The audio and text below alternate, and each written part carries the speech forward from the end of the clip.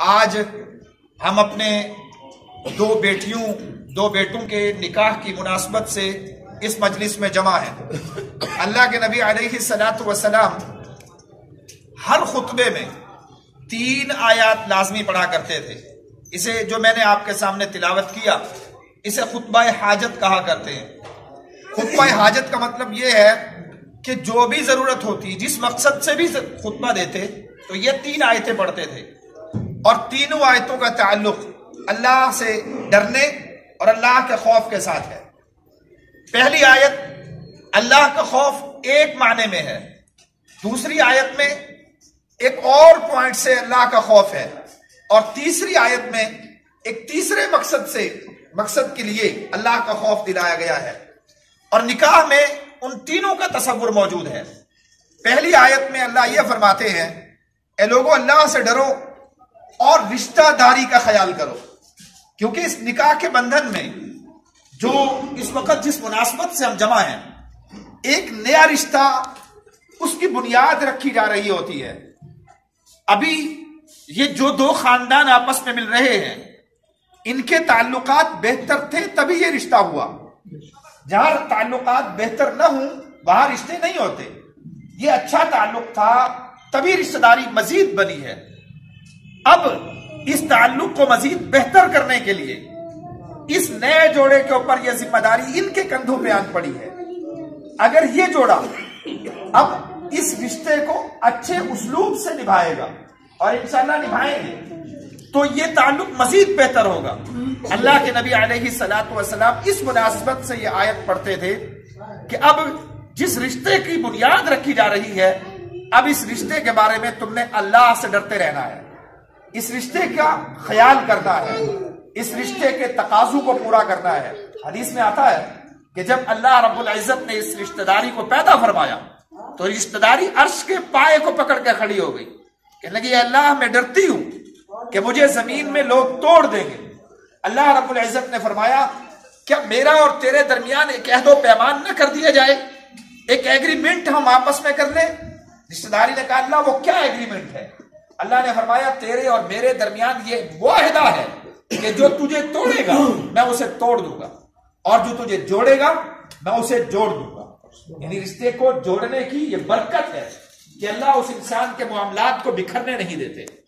دوسری آیت جو پڑھی جاتی ہے وہ یہ ہے کہ یا ایھا الذین آمنوا اتقوا اللہ وقولوا قولا سدیدا، بات سیدھی کرو، کیونکہ ایک نئے معاہدے میں، ایک عقد میں، ایک ایگریمنٹ میں، یہ نکاح ایک ایگریمنٹ ہے، ایک عقد ہے، اس میں بعض اوقات کچھ شرائط رکھی جاتی ہیں، اور بعض اوقات ایسے ہوتا ہے کہ رشتہ لینے کے لیے ہر قسم کی شرائط تسلیم کر لی جاتی ہے تاکہ ایک مرتبہ بچی تو آ جائے، بعد میں کون ہم سے پوچھے گا۔ اللہ فرماتے ہیں وَقُولُوا قَوْلًا سَدِيدًا، جو شرائط نکاح کے وقت طے ہوں انہیں لکھا جائے یا نہ لکھا جائے، اگر نکاح کے وقت کوئی شرط طے ہوئی ہے سیدھی بات کرو اور ان شرائط کو پورا کرو۔ اللہ کے نبی علیہ الصلاۃ والسلام نے فرمایا ان احق الشروط بالوفاء ما استحللتم به الفروج، ہر شرط کو پورا کیا جائے، لیکن بالخصوص ایسی شرائط جس کی وجہ سے اللہ ایک حرام کو تمہارے لیے حلال کر دیتا ہے، نکاح جس کے ذریعے ہو جاتا ہے، وہ شرط سب سے زیادہ اس بات کی حقدار ہے کہ اس کو پورا کیا جائے۔ اور تیسری جو آیت ہے وہ اپنے معنی میں بڑی جامعیت رکھتی ہے۔ اللہ کے نبی علیہ الصلاۃ والسلام خطبہ نکاح میں یہ آیت پڑھا کرتے تھے یا ایھا الذین آمنوا اتقوا اللہ وقولوا یا ایھا الذین آمنوا اتقوا اللہ حق تقاته، ہر حالت میں اللہ سے ڈرو، ولا تموتن الا وانتم مسلمون، ہر حالت میں اللہ سے ڈرو، اور ایسا ڈرو جس طرح اللہ سے ڈرنے کا حق ہے۔ یہ نہیں کہ شادی آئی تو پھر اللہ سے کا خوف دل سے ختم ہو گیا۔ مولانا ظفر علی خان کا ایک شعر ہے، ظفر آدمی اس کو ہرگز نہ جانیو ظفر، خواہ جتنا بھی ہو صاحب فہم و ذکا، جسے عیش میں یاد خدا نہ رہی، جسے تیش میں خوف خدا نہ رہا۔ عیش آئی تو اللہ کی یاد بھول گئی، یہ تو شادی ہے اس میں پردے کی کیا ضرورت ہے، یہ تو شادی ہے اس میں اللہ کے خوف کی کیا ضرورت ہے، یہ تو شادی ہے اس میں فلاں رسم فلاں بدعت بے پردگی، یہ شادی میں گناہ ہوتے ہیں، پردے کا لحاظ نہیں رکھا جاتا۔ بے پردگی کا معاملہ کیا جاتا ہے. آ جا رہے ہیں مرد محرم غیر محرم سارے. اے اللہ کے بندو، اللہ کے نبی علیہ الصلوۃ والسلام یہ آیت پڑھا کرتے تھے وَلَا تَمُوتُنَّ إِلَّا وَأَنْتُمْ مُسْلِمُونَ. ہر حالت میں تم نے اللہ سے ڈرنا ہے. شادی ہے یہاں بھی اللہ کا خوف رکھو، غمی ہو تب بھی اللہ کا ڈر رکھو. تم مسلم ہو. مسلم کہتے ہیں اس اونٹ کو جس کے ناک میں نکیل لگی ہوئی ہو، یعنی نہ اپنی مرضی سے وہ بیٹھ سکے، نہ اپنی مرضی سے اٹھ سکے، نہ اپنی مرضی سے کھا سکے، نہ اپنی مرضی سے پی سکے. ہم مسلمان ہیں، ہم مسلم ہیں.